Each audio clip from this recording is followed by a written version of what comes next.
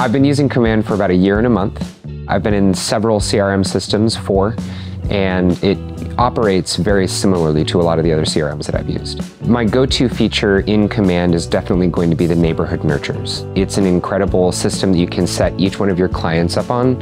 As long as you have the address for the client, you can indicate what specific neighborhood of interest or the multiple neighborhoods that interest that particular client. They'll be getting regular updates about what's going on in that neighborhood, what properties have recently sold. It pops up and it shows the percentages of changes and price ranges and properties that have sold, the days on market. It's really informative and it really gives the client an opportunity to stay connected.